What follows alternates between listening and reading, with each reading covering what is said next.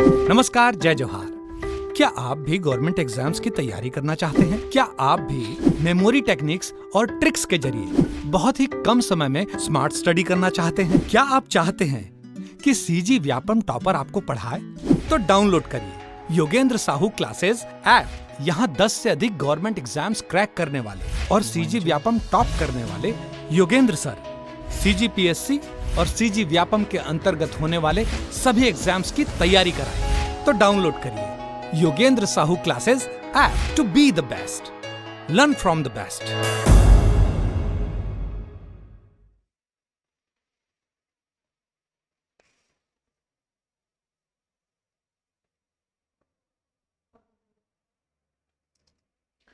नमस्कार दोस्तों, मैं मनीष आप सभी का स्वागत करता हूं योगेंद्र साहू ऑनलाइन क्लासेस में।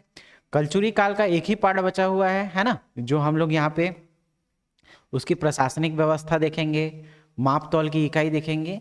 तो ये 2-3 टॉपिक ही आप पदाधिकारी जो रहेंगे, मंत्री परिषद जो रहेंगे, है ना, तो ये शासन व्यवस्था हमने को देखना है। बस एक ही टॉपिक बचा है। बाकी कलचुरी का हम लोगों ने रतनपुर शाखा कर लिया, रायपुर शाखा कर लिया है, सभी चीज़ को हम लोगों ने ट्रिक वाइज याद किया है। तो आप लोग वहाँ पहले स्टार्ट से वो देखिए, उसके बाद ये शासन व्यवस्था लास्ट में देखना, ठीक है। तो चलो देखते हैं कलचुरी कालीन शासन व्यवस्था के बारे में।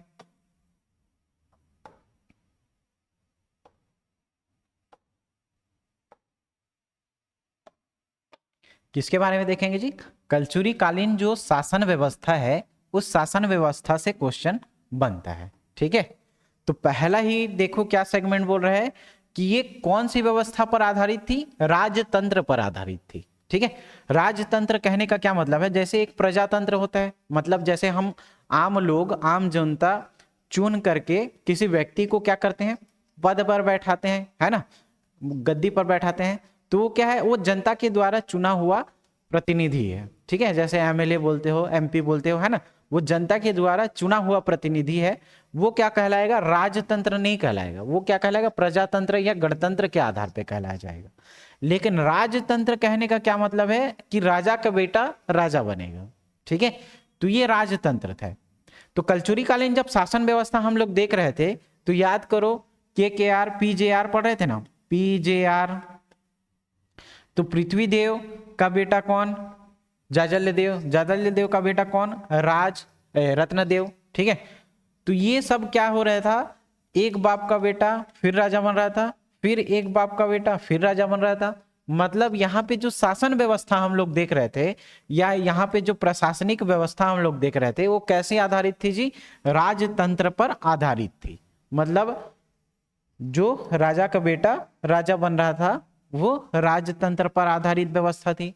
यही एक क्वेश्चन पहला पूछा जाएगा, है ना, कि कलचुरी कालीन जो प्रशासनिक व्यवस्था थी वो किस पर आधारित थी? तो किस पर आधारित थी? राजतंत्र पर आधारित थी, ठीक है। एक समझ में आया?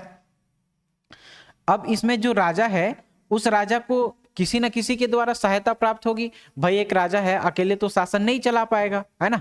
जैसे कोई भी संस्था है, तो संस्था किसी एक के द्वारा नहीं चलेगी, उसमें सहयोग सब प्राप्त करेंगे, है ना, सबका सहयोग प्राप्त होगा तभी वो संस्था चलेगा, ठीक, क्लियर है। तो इसमें भी राजा को किसकी सहायता प्राप्त होगी? जो अमात्य रहेंगे, अमात्य मतलब जो मंत्रीगण, ठीक है, जो प्रशासनिक सलाहकार रहेंगे, उनकी क्या होगी? यहाँ पे सहायता प्राप्त होगी, ठीक। किसको? जो राजा है, राजा को अमात्यों की सहायता प्राप्त होगी, ठीक है। समझ में आया दो चीज?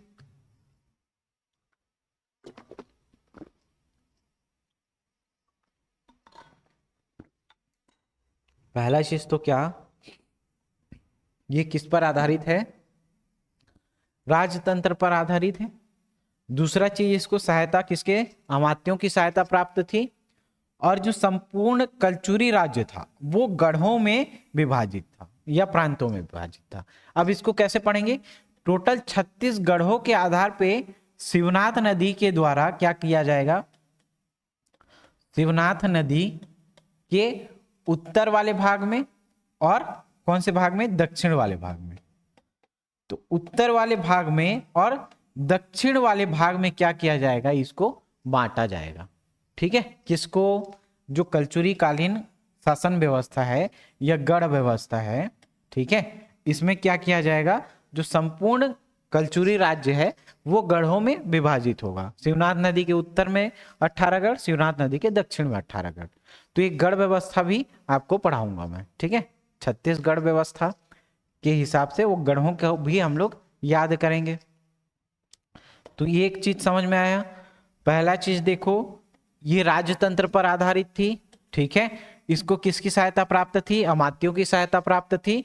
और संपूर्ण कलचुरी राज्य जो है वो गढ़ों में विभाजित था, ठीक है। जैसे अभी हमारा संभाग है, संभाग जिला में है, विकास खंड में है, जनपद में है ना, ग्राम में है। तो ऐसे गढ़ा हमारा जो छत्तीसगढ़ है या कोई भी प्रशासनिक व्यवस्था है वो भागों में बांटी हुई रहती है। तो इस टाइम पे या कलचुरी टाइम पे जो हमारा छत्तीसगढ़ था वो किस में विभाजित था? गढ़ों या प्रांतों में विभाजित था, ठीक है। संपूर्ण कलचुरी राज्य किस में विभाजित था? गढ़ों में विभाजित था, ठीक है। अब कलचुरी शासकों में प्रदेश में सर्वाधिक अवधि तक शासन किया था, है ना। देखो कब से कब तक किया था? 1000 से 1741 तक क्या किया था? ये शासन किया था। मतलब 741 वर्षों तक, लगभग 741 वर्षों तक क्या हुआ था? इसका शासनकाल चला था, जो किसी अन्य कलचुरी किसी छत्तीसगढ़ में किसी अन्य वंश के द्वारा इतना टाइम पीरियड तक किसी के द्वारा शासन नहीं किया गया था, ठीक है। समझ में आया? तो लगभग ये सर्वाधिक समय तक शासन व्यवस्था चलाया था अपना, ठीक है। तो प्रदेश में सर्वाधिक अवधि तक शासन चलाया था। क्वेश्चन ये व्यापम में एक बार पूछा था, ठीक है। तो सीजी व्यापम में ये वाला क्वेश्चन बना था कि सर्वाधिक अवधि तक शासन करने वाला शासक कौन था, कौन से शासकों के द्वारा किया गया था? तो याद रखना, कलचुरी शासकों के द्वारा, ठीक है। समझ में आया? फिर से एक बार देखो, राजतंत्र पर आधारित व्यवस्था थी, राजा को अमात्यों की सहायता प्राप्त थी। जो संपूर्ण कलचुरी राज्य था वो कहां पे विभाजित था? गढ़ों में विभाजित था या प्रांतों में विभाजित था, ठीक। और ये सर्वाधिक अवधि तक शासन करने वाली जो वंश थी कलचुरी शासकों की वंश थी, ठीक है। समझ में आया? अब इसमें देखो ये क्या था? लोकप्रिय विकेंद्रीकृत तथा सुदृढ़ शासन व्यवस्था स्थापित किया था, जिसका प्रमुख कौन होता था? राजा होता था। इसके द्वारा प्रशासनिक पदों पर स्थानीय लोगों को नियुक्ति की जाती है। अब ये विकेंद्रीकृत कहने का क्या मतलब है जी? देखो, जो कलचुरी शासन था वो कैसा था? विकेंद्रीकृत शासन व्यवस्था थी, ठीक। मतलब कंट्रोल तो पूरा राजा के हाथ में था, लेकिन ये अकेला ही सब कार्य को नहीं करता था। इसके अधीन कुछ मंत्रीगण रहते थे, है ना, कुछ पदाधिकारी रहते थे, और ग्रामीण व्यवस्था भी इसकी सही थी, है ना।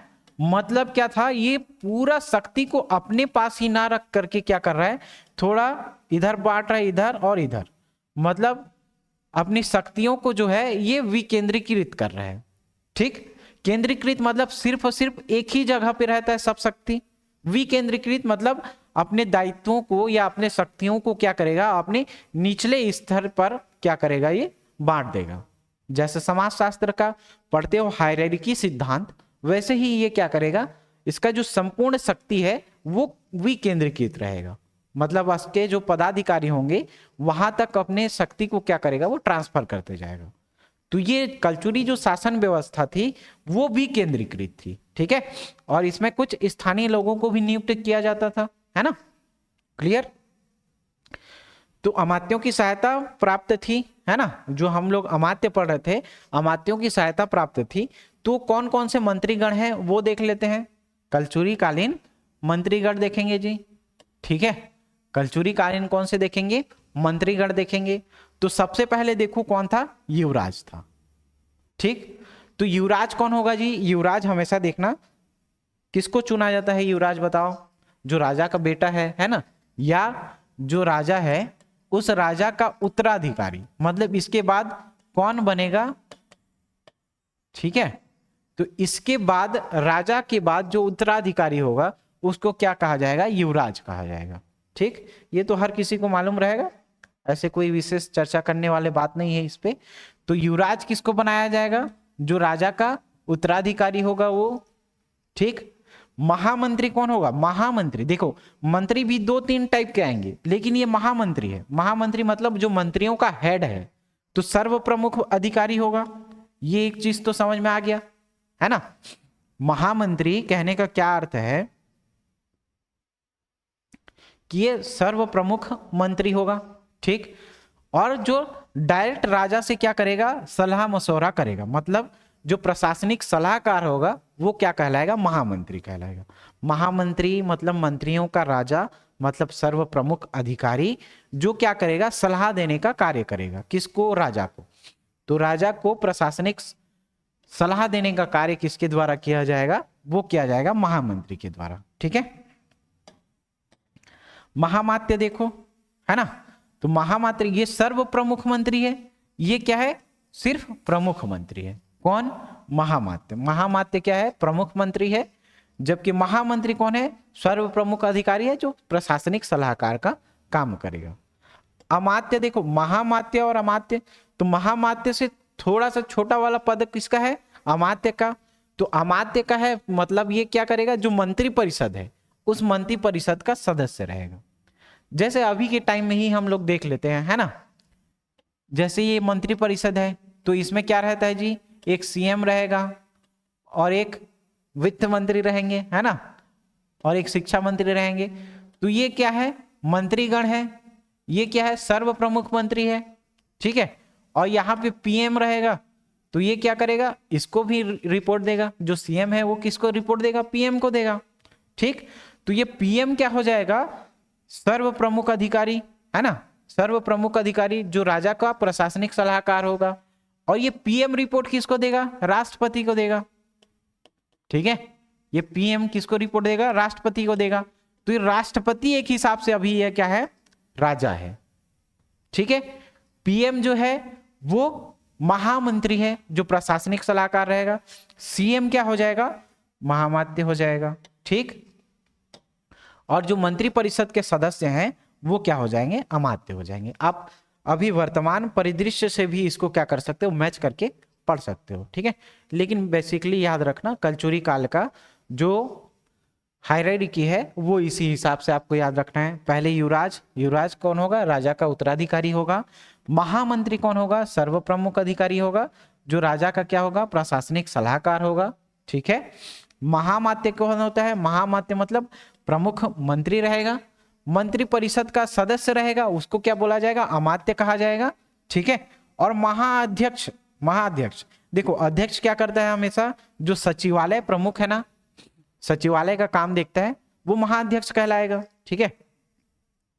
तो जो सचिवालय प्रमुख रहेगा वो कौन होगा? महाअध्यक्ष रहेगा, ठीक। सचिवालय प्रमुख क्या कहलाएगा? महाअध्यक्ष रहेगा। तो ये 5 चीजें समझ में आई, युवराज, महामंत्री, महामात्य, अमात्य और महाअध्यक्ष के बारे में। अब देखो, महाप्रतिहार बोल रहे हैं ना, तो महाप्रतिहार मतलब प्रतिहार, तो तिहार, तिहार की सूचना देना है। तिहार मतलब हमारे छत्तीसगढ़ी भाषा में क्या होता है जी? तिहार मतलब जो पर्व है ना, या जो मेला है, उस संबंध में हम लोग क्या बोलते हैं? तिहार। जैसे हरेली तिहार, तो हरेली तिहार का किसी ना किसी को सूचना दिया जाएगा, है ना, संचार विभाग के द्वारा या किसी और विभाग के द्वारा, ठीक। तो सूचना दिया जाता है, तो तिहार का सूचना दिया जाएगा। तिहार का सूचना दिया जाएगा मतलब तिहार में कौन सा जी? तिहार का क्या याद रखेंगे? संचार विभाग। तो तिहार मतलब हरेली तिहार का सूचना दिया जाएगा या संचार माध्यम से, तो संचार विभाग का प्रमुख हो जाएगा, ठीक। महाप्रमार्थ, ये क्या होता है? जो जमाबंदी है उस विभाग का प्रमुख होता है, ठीक। जो जमाबंदी विभाग है उसका प्रमुख होगा। प्रमुख लगान अधिकारी होगा, जो भूमि लगान को निश्चित करेगा, ठीक। अब इसको कैसे याद करेंगे? देखो, महाप्रमार्थ है तो जैसे चंदा वंदा इकट्ठा करते हैं ना, तो निर्धारित किया जाता है कि 100 रुपया चंदा लिया जाएगा या 500 लिया जाएगा। तो ये जो निर्धारण करेगा कि हाँ इसका मूल्य 100 रुपया है या इसका 500 रुपया है, तो ये जमाबंदी विभाग या जमाबंदी इस पैसा को जमा जो करेगा, तो जो पैसा जहां पे जमा होगा उस विभाग का प्रमुख कौन कहलाएगा? महाप्रमार्थ कहलाएगा। वो क्या करेगा? जो शुल्क है उस शुल्क का निर्धारण करता है, ठीक। तो 2 चीजें यहां पे समझ में आई कि जो चंदा इकट्ठा करेगा, है ना, उसको महाप्रमाद बोलेंगे। और चंदा कितना इकट्ठा करना है, उसकी जो राशि है, शुल्क की राशि है, उसको जो निर्धारित करेगा वो कौन कहलाएगा, महाप्रमार्थ कहलाएगा। ठीक है, अगला देखो, महासंधि विग्रह बोल रहे हैं। ठीक, तो संधि किसके साथ करते हैं जी, अड़ोस पड़ोस वालों के साथ करते हैं। अड़ोस पड़ोस मतलब आपका जो विदेशी विभाग है ना, विदेशी विभाग का जो प्रमुख होगा वो क्या कहलाएगा, महासंधि विग्रह कहलाएगा। ठीक, महाकोट पाठ, तो कोट किसको बोलते हैं जी, कोट या किला, है ना, या दुर्ग बोलते हैं ना, तो दुर्ग या किले की रक्षा करने वालों को क्या कहा जाएगा, महाकोट पाठ कहा जाएगा। ठीक, कोट मतलब जो दुर्ग है या किला है, मतलब जो महल है, उसको रक्षा करने वाला कौन कहलाएगा, महाकोट पाठ। महासंधि विग्रह, तो संधि किसके साथ किया जाएगा, विदेशों से। संधि कहां से किया जाएगा, विदेशों से, मतलब विदेशी विभाग का प्रमुख होगा। ठीक, महापुरोहित तो हर कोई जानता है ना, पूजा पाठ या धार्मिक विभाग का प्रमुख होगा। ठीक, तो महापुरोहित कौन होगा, धार्मिक विभाग का प्रमुख होगा। ये समझ में आया क्या। महाप्रतिहार मतलब तिहार, तिहार कैसा, उसका सूचना दिया जाएगा संचार विभाग के द्वारा। महाप्रमार्थ मतलब जो लगान निर्धारित करेगा और उसको वसूल, मतलब जहां पे जमा किया जाएगा, जमाबंदी विभाग का प्रमुख होगा और लगान को निर्धारित करेगा। ठीक है, ये कौन होगा, महाप्रमार्थ होगा। महासंधि विग्रह बोल रहे हैं, तो संधि कर रहा है किसके साथ, विदेश के साथ, तो विदेशी विभाग का प्रमुख। कोट पाठ, कोट किसको बोलते हैं जी, दुर्ग किला या जो महल है उसको जो रक्षा करता है, मतलब दुर्ग या किले की रक्षा करने वाला। महापुरोहित, पुरोहित मतलब क्या, जो धार्मिक विभाग का कार्य करेगा या उसका, उस विभाग का जो प्रमुख होगा, धार्मिक विभाग का प्रमुख, वो क्या कहलाएगा, महापुरोहित कहलाएगा। ठीक, तो ये इसके शासन व्यवस्था में हम लोग देख रहे थे, है ना, कौन कौन से लोग हैं। अब देखते हैं अधिकारी को, और यहां से क्वेश्चन पूछता ही पूछता है।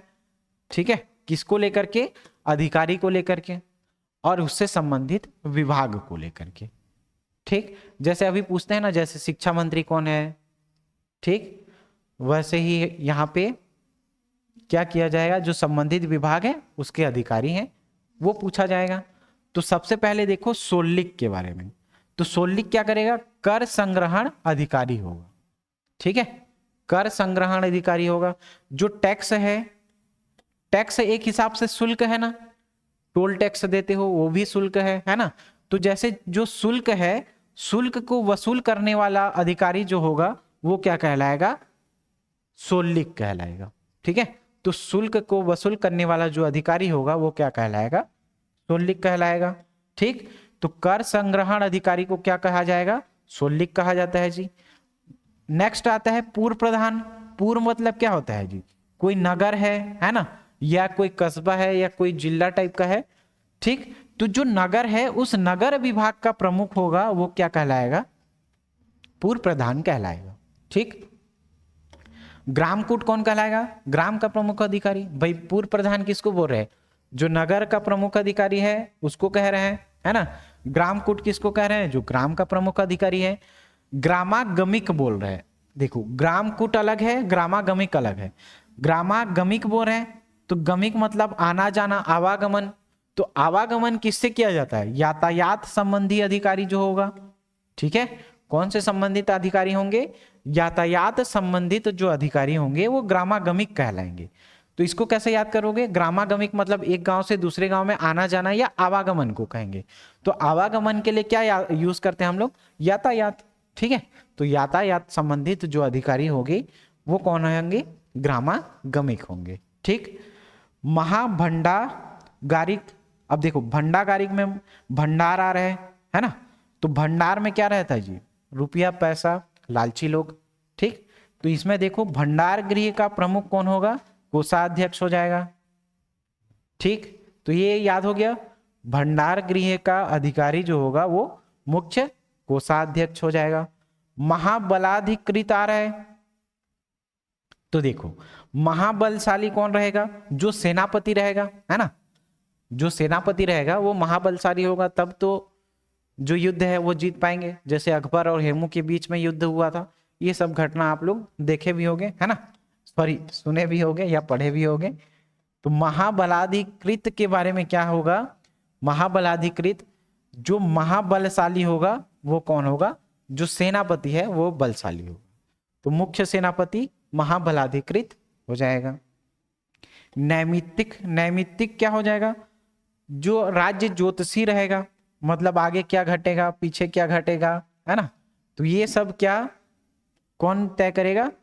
नैमित्तिक। ठीक, जब फिलॉसफी पढ़ते होगे तो ये नैमित्तिक के बारे में वहां पे विशेष चर्चा होती है। ठीक, तो नैमित्तिक को क्या कहा जाएगा? राज ज्योतिषी कहा जाएगा।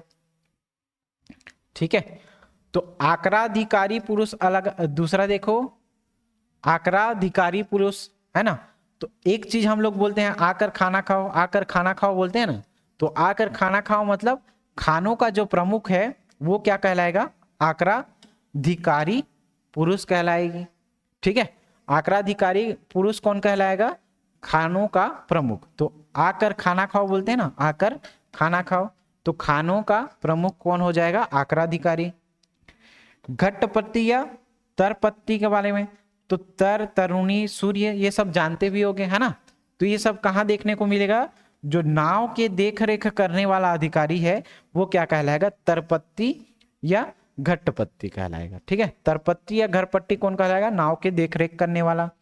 दांडिक कौन होगा? जो प्रमुख न्याय अधिकारी होगा, जो दंड देने का कार्य करेगा वही तो दांडिक कहलाएगा जी। ठीक है, महाक्ष पटलिक कौन होगा? राजस्व विभाग का प्रमुख होगा। महाक्ष पटलिक कौन होगा? राजस्व विभाग का प्रमुख होगा। और धर्मलेखी, धर्मलेखी मतलब क्या होता है? जो दान पात्र में लेखा जोखा करने वाला अधिकारी रहेगा ना, मतलब आज इतना दान मिला, आज इतना अंदर करना है ना, तो ये सब के बारे में जानकारी कौन रखेगा? धर्मलेखी करेगा। क्लियर, समझ में आया? तो ये इतने अधिकारी गण हैं, उसको याद रखना है जी। ठीक, ये इतना याद रखना है आपको। अब देखो इसके कुछ माप की इकाई थी, इसके कुछ माप की इकाई थी, है ना, मतलब इसकी जो आर्थिक व्यवस्था थी कलचुरी कालीन, कुछ आर्थिक व्यवस्था थी। उस आर्थिक व्यवस्था को हम लोग देखेंगे तो कलचुरी काल में अधिकांश लोगों का आर्थिक जीवन किस पर आधारित था जी? कृषि और पशुपालन पर आधारित था। तो दो चीज ये मुख्य रूप से आधारित था, एक तो कृषि पे आधारित था और एक पशुपालन पे आधारित था। तो यही चीज जब कृषि में देखेंगे हम लोग, तो ये कृषि को मापने का आधार या जो वस्तु विनिमय है, वस्तुओं को मापने के आधार पे क्या देखोगे आप? एक तो भूमि की माप करेंगे, एक तौल के हिसाब से और सिक्कों के हिसाब से। तो सिक्का तो आप लोग को पता होगा, जैसे तेरे को एक कौड़ी नहीं दूंगा, है ना, कोई अगर लड़ाई झगड़ा होता है तो ऐसे बोलते हैं। कोरी के बारे में भी हम लोग सुने हैं, 20 कोरी वाला, है ना, 20 कोरी वाला। तो एक तो कोरी सुने हो, एक कौड़ी सुने हो और एक कोरी सुने हो, तो दो चीज अपन तो सुन चुके हैं, है ना।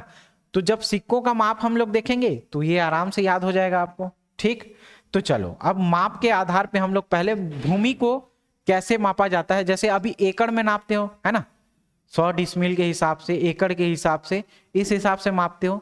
तो उस टाइम जब मापने का जरिया था वो हल वाली भूमि थी, मतलब एक हल में कितने एकड़ आते थे? 5 एकड़। तो एक हल भूमि किसको कहा जाता था? 5 एकड़ को कहा जाता है। ठीक है, कब? कलचुरी काल में। तो देखो भूमि माप कैसे करेंगे? जो एक हल है, एक हल भूमि क्या हो जाएगी? एक हल भूमि कौन सी होगी? एक बैल के द्वारा जोती जाने वाली भूमि।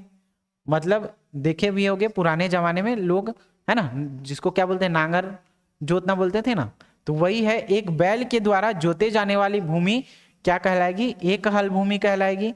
और एक हल भूमि में कितना होगा? 5 एकड़ जमीन होता था। एक हल भूमि क्या होगा? 5 एकड़ जमीन होगा। तो भूमि माप हम लोग किसको देखेंगे? हलों की संख्या के आधार पे। अगर किसी के पास 2 हल जमीन है, मतलब उसके पास 10 एकड़ है, अभी के टाइम का बहुत बड़ा रईस आदमी है ना, जैसे हमारे यहाँ के तामेश सर हैं, बेमेतरा में उनके 100 एकड़ की जमीन है। ठीक है, तो हमारे तामेश सर को ऐसे मत समझना जी, बहुत अमीर हैं। ठीक है, तो भूमि माप क्या हो जाएगा? भूमि माप कैसे नापा जाता है? हलों की संख्या के आधार पे। तो एक हल भूमि क्या है? एक हल भूमि 5 एकड़ जमीन है। ठीक, समझ में आया? अब देखो तौल के आधार पे और सिक्कों के आधार पे। तो सिक्कों के आधार पे पहले देख लेते हैं। तो कौड़ी आप लोगों ने नाम सुना है ना, कौड़ी और रुपया तो हर कोई सुना होगा, और एक कोरी भी नाम सुने हो, ठीक। तो देखो 4 पंचे कितना होगा जी, 20 होगा क्या, 5 चौ 20। तो याद कैसे करना है, एक तो आप कौड़ी याद रखना, स्टार्टिंग का कौड़ी याद रखना, और लास्ट में रुपया याद रख लेना, ठीक। तो क्या बोला हूं मैं, 4 पंचे 20 होगा, ठीक। तो ऐसे याद रखे रहना, 4 कौड़ी बराबर 1 गंडा होगा, 5 गंडा बराबर 1 कोरी, 20 कोरी ये तो नाम सुने हो, 20 कोरी बराबर क्या होगा, 1 दोगानी, और 16 दोगानी बराबर क्या हो जाएगा, 1 रुपया। तो रुपया से हम लोग फेमिलियर हैं, कोरी से फेमिलियर हैं, कौड़ी से फेमिलियर हैं, ठीक है। तो 4 कौड़ी बराबर क्या हो जाएगा, 1 गंडा होगा। अब इसी को यहां पे उतारना है, 5 गंडा बराबर क्या हो जाएगा, 1 कोरी। इस कोरी को यहां उतारो, ये क्या हो जाएगा, 20 कोरी बराबर 1 दागोरी, 1 दागोनी, और 16 दागोनी बराबर क्या हो जाएगा, 1 रुपया, ठीक है। तो ये क्या था, सिक्कों का माप था, ठीक है। अब इसमें कैसे याद करोगे, तौल के मान के आधार पे, तौल के मान के आधार पे इन दोनों को याद रखना, ठीक है। तो शेर का मन याद रख सकते हो क्या, मेरा मन शेर का है, कहीं भी जाएगा जंगल में घूमेगा, राजा टाइप का रहेगा, है ना, तो ऐसे बोलते हैं। तो 5 शेर बराबर क्या हो जाएगा, 1 पसेरी। तो शेर में शेरी यही बस ऐड करना है, देखो ये ज्यादा टफ नहीं है। 5 शेर बराबर क्या रहेगा, पसेरी याद रखना है, पसेरी, ठीक है, 1 पसेरी। फिर क्या याद रखना, 8 पसेरी बराबर 1 मन। जैसे उस टाइम हम लोग, अभी के टाइम पे क्या 100 ग्राम यूज करते हैं, 500 ग्राम यूज करते हैं, 1 किलो 1000 ग्राम यूज करते हैं ना, तो वैसे ही ये लोग क्या करते थे, तौल के हिसाब से मापते थे। लेकिन उसको कैसे मापते थे, शेर मन करके याद रखना, मेरा मन शेर का, मेरा मन शेर का याद रखना। तो 1 मन 8 पसेरी, या 5 शेर बराबर 1 पसेरी, 8 पसेरी बराबर 1 मन, ठीक है। तो इसके माप के आधार पे हो गया। कर व्यवस्था इसका देखेंगे तो जैसे अभी के टाइम पे टोल टैक्स लिया जाता है, सेल टैक्स लिया जाता है ना, जो मैन्युफैक्चरिंग टैक्स है वो लिया जाता है। तो बहुत सारे जो टैक्सेस लिए जाते हैं उस आधार पे यहाँ पे पुराने जमाने में भी वो टैक्स से लोग तबाह थे, ठीक है। तो जैसे हम लोग क्या बोलते हैं, भूमि कर, बाग बगीचा कर, चारागाह कर, वन कर, आयात निर्यात का कर, है ना। तो दुनिया भर के टैक्स यहाँ भी उस टाइम पे लिए जाते थे। लेकिन 2 चीज ये स्पेसिफिक तौर से याद रखना है, किसको याद रखना है, घोड़ों को बेचेंगे तो कितना टैक्स लेंगे, और हाथी को बेचेंगे तो कितना टैक्स लेंगे, ठीक है। तो घोड़ा थोड़ा छोटा प्राणी है, हाथी थोड़ा बड़ा प्राणी है, तो इसमें क्या किया जाएगा, 4 पौर लिया जाएगा किसके, हाथी के बिक्री से, और 2 पौर लिया जाएगा किसके बिक्री से, घोड़े के बिक्री से। ये पौर क्या होता है, चांदी का सिक्का होता है, ठीक है। पौर कुछ और नहीं रहता, ये एक चांदी का सिक्का रहेगा। मतलब घोड़े को बेचेंगे तो 2 चांदी का सिक्का देना पड़ेगा टैक्स के हिसाब से, और जब हम लोग हाथी को बेचेंगे, ये लोग बेचेंगे, आप लोग नहीं, ठीक है।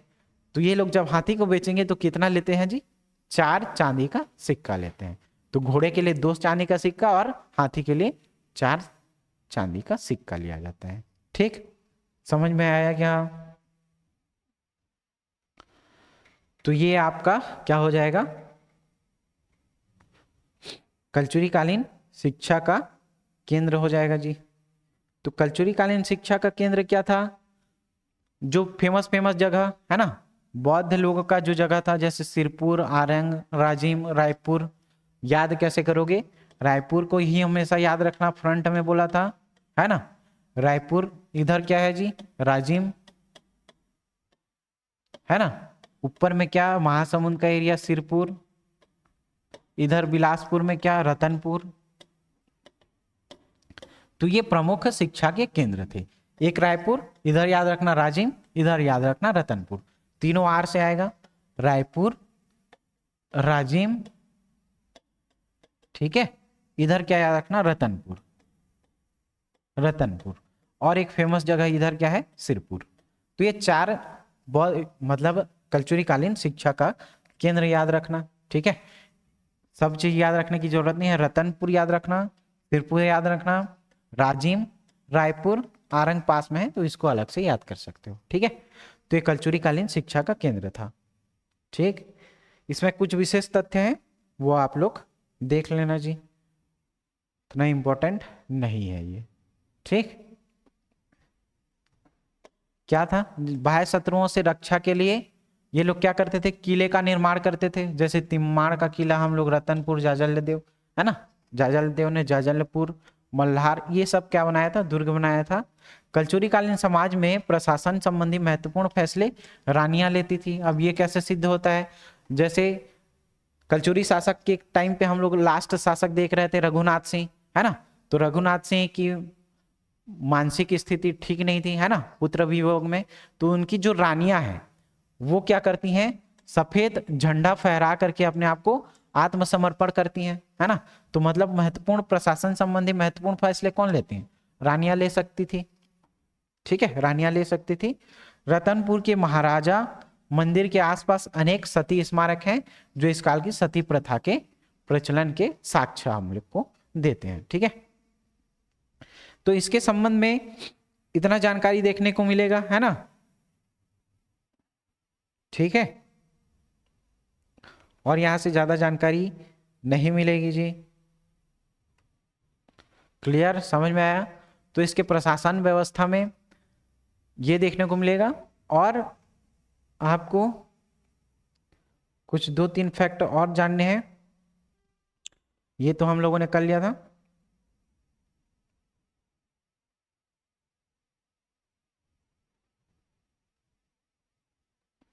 ठीक, ये देखो, शासक और उनकी पत्नी, यहां से एक क्वेश्चन पूछा गया है, एक क्वेश्चन यहां से क्वेश्चन पूछा गया है। कौन सा क्वेश्चन है, देखो, रत्नदेव प्रथम के बारे में देखेंगे कि उसकी रानियां कौन थी।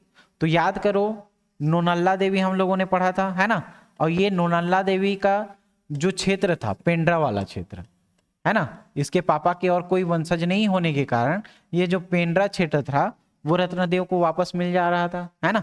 तो नोनल्ला देवी कहाँ, रत्नदेव प्रथम। तो पृथ्वीराज करके याद कर सकते हो क्या, पृथ्वीराज करके याद कर सकते हो। तो पृथ्वीदेव प्रथम की पत्नी का नाम क्या रहेगा, पृथ्वीराज राज से राजल्ला देवी, ठीक है, पृथ्वीराज से राजल्ला देवी याद कर सकते हो।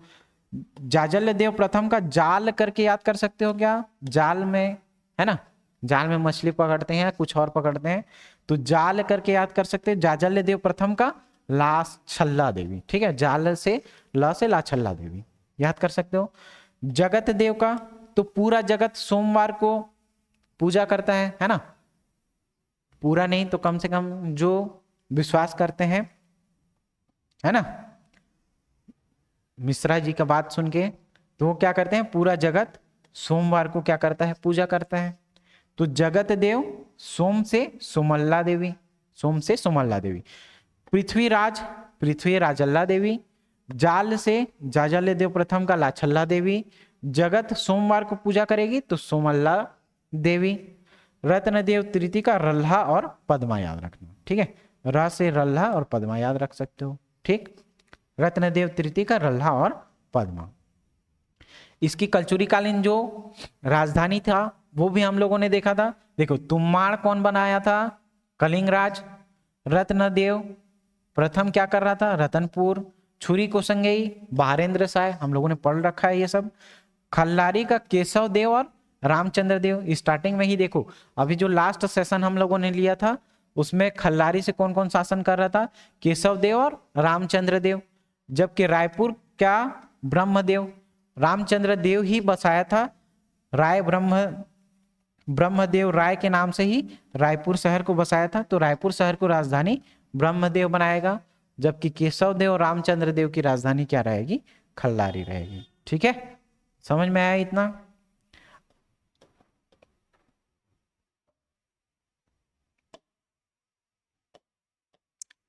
एक देख लेते हैं किसके बारे में,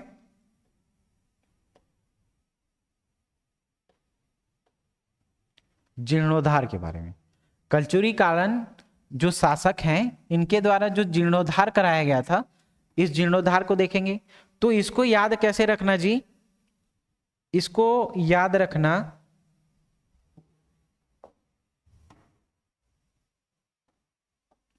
इसको आप कैसे याद रखोगे, जेपी, इस पी को यहां पे पी आर और आर से आर के, इसमें लिखना प्रथम, इसमें लिखना द्वितीय, इसमें लिखना तृतीय। क्या बोल रहा हूं मैं, देखो जेपी करके याद रख सकते हो, जेपी है ना, मतलब मेरे एक दोस्त का नाम है जयप्रकाश, तो उसको जेपी बोलते हैं, तो ऐसे ही मैं याद कर लिया था, आप भी जेपी करके याद रख सकते हो। ठीक है, तो जेपी करके याद रखना, इस पी को फिर उतारना पी आर आर के। अब ये क्या है जी, ये देखो, जे से जाजल्य देव प्रथम, जाजल्य देव प्रथम, ठीक है। पी से पृथ्वी देव द्वितीय, पृथ्वी देव द्वितीय। आर से क्या याद रखना, रत्नदेव तृतीय, ठीक है। तो जे से जाजल्य देव प्रथम, पी से पृथ्वी देव द्वितीय, आर से रत्नदेव तृतीय। इसीलिए आपको पहला, दूसरा और तीसरा याद रखना है, नहीं तो बहुत कंफ्यूजन होता है इसको, है ना। पी से क्या याद रखना, पाली का शिव मंदिर, पाली का शिव मंदिर, पाली का शिव मंदिर को जीर्णोद्धार करवाएगा, ठीक है। के से क्या याद रखना, खरौद, खरौद का लखनेश्वर मंदिर,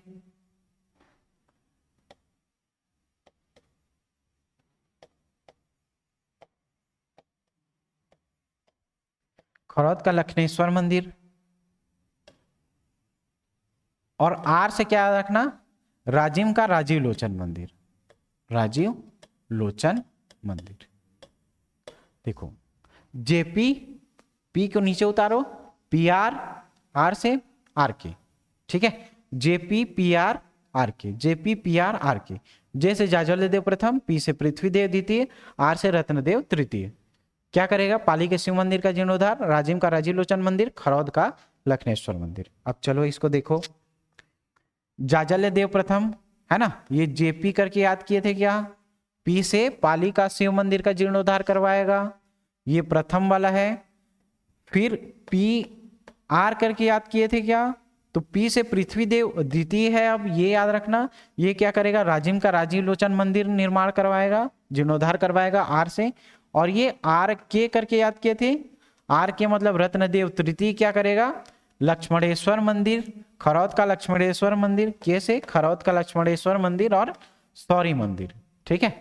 खरौद का लक्ष्मणेश्वर मंदिर और सौरी मंदिर का निर्माण करवाएगा खरौद में, ठीक, समझ में आया रत्नदेव तृतीय का। अब एक लास्ट शासक देखो, बहारेंद्र साय। ये बहारेंद्र साय क्या कर रहा है, महामाया मंदिर के सभागृह का जीर्णोद्धार कर रहा है। याद करो हम लोग जब बहारेंद्र साय पढ़ रहे थे तो ये जीर्णोद्धार कर रहा था किसका, महामाया मंदिर के सभागृह का, और एक नगर बसा रहा था छुरी कोसगई करके, ठीक है। तो ये जीर्णोद्धार के बारे में हो गया। अब देखो नगर स्थापत्य के बारे में हम लोग देखेंगे। ज्यादातर जितना भी आप नगर स्थापत्य देखोगे सब नाम से ही रहेगा। एक आपको वल्लभ राज के बारे में हट के थोड़ा पढ़ना है, एक वल्लभ राज के बारे में हट के पढ़ना है, बाकी सबको सेम सेम पढ़ना है। क्या बोल रहा हूं, एक वल्लभ राज आएगा जिसको हट के पढ़ना है, बाकी सब सेम सेम पढ़ना है। अब क्या है जी, देखो रत्नदेव प्रथम, तो रत्नदेव प्रथम रतनपुर निर्माण कराएगा, ठीक है, नाम वही काम वही। जाजल्य देव जांजगीर चांपा बनाएगा। एक वल्लभ राज को हट के पढ़ना है तो हटकेश्वरपुरी, ठीक है, एक वल्लभ राज को बस हट के पढ़ना है, ठीक।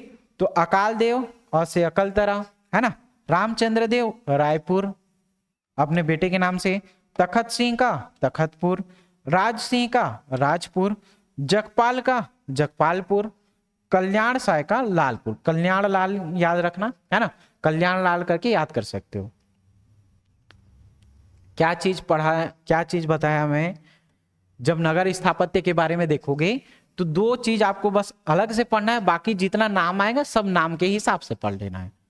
एक किसके बारे में पढ़ने के लिए बोला था मैं? वल्लभ राज के बारे में। किसके बारे में पढ़ने के लिए बोला? वल्लभ राज के बारे में, एक चीज। दूसरा कल्याण साय का देखना, कल्याण साय का। तो वल्लभ राज के बारे में देखने को क्या मिलेगा? ये हट के याद करने के लिए बोला था, वल्लभ राज को हट के याद करना। तो हट से हटकेश्वर पुरी, इसको क्या याद रखोगे? बस हट के याद रखना। हट के याद रखना मतलब हटकेश्वर पुरी। किसके बारे में? वल्लभ राज के बारे में, एक चीज। दूसरा चीज किसके बारे में पढ़े थे? कल्याण साय के बारे में। तो एक कल्याण का लाल करके याद रखना, लाल से लालपुर, कल्याण लाल करके याद रखना, लालपुर। बाकी सब सेम का सेम, ठीक है, बाकी सब सेम का सेम, ठीक। देखो रत्नदेव क्या कर रहा है? रतनपुर बसा रहा है। जाजल्य देव जांजगीर कर रहा है। वल्लभ राज का बस हट के याद रखना, तो हट से हटकेश्वरपुरी। अकाल देव का अकलतरा, रामचंद्र देव का रायपुर, तखत सिंह का तखत का तखतपुर, राज सिंह का राज से राजपुर या जूना शहर, जगपाल को जगपालपुर याद रखना, कल्याण साय को कल्याण लाल करके याद रखना, ठीक है। तो कल्याण साय को लालपुर, ठीक। ये आपको पूरा कलचुरी कालीन नगर स्थापत्य भी हो गया, ठीक।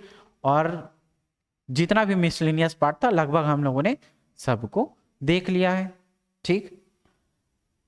क्लियर है? आई थिंक आपको समझ में आया होगा इसके शासन व्यवस्था को लेकर के, ठीक है, समझ में आया।